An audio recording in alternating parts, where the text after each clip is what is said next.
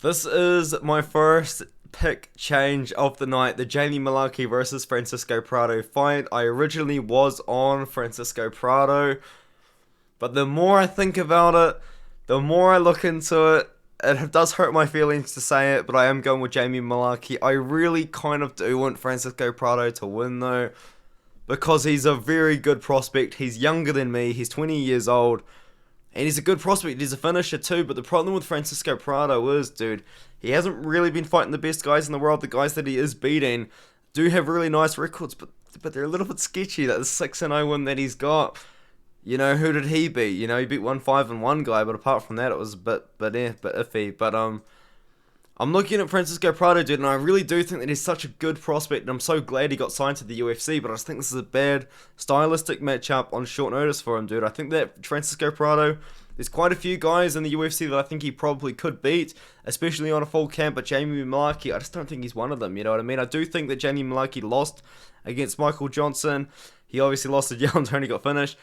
And I don't really rate his wins recently too highly either, because Devontae Smith, a really chinny guy that's been known for a bad chin. Karma Worthy, one of the worst chins in UFC history.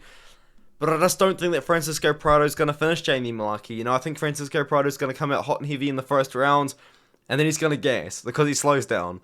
And Jamie Mullarkey, he's a tough guy. He's known for being tough. He's known for almost being able to weaponize his toughness in a way.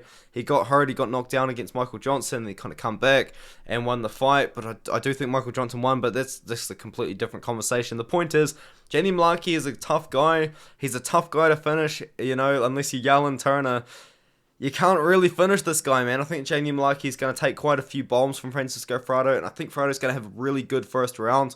But I think Mullarkey's going to rally back in the second and third, and he's either going to get a late third round finish over a gassed Prado or a decision win 29-28. So that's why I'm going with Mullarkey. I'm going with him by late finish or decision. I don't feel good about it, and that's just kind of like a little bit of a red flag for you guys that I'm throwing out there. I was on Prado, but now my pick's changed to Mullarkey, and because I was originally on Prado, that just tells you that it's not a confident pick at all. I do think Mullarkey wins. If Mullarkey goes out there and looks really good, I'm going to look pretty smart. If Francisco Prado goes out there and dominates, I'm going to look kind of smart for originally picking him, but also a complete idiot for not picking him in general.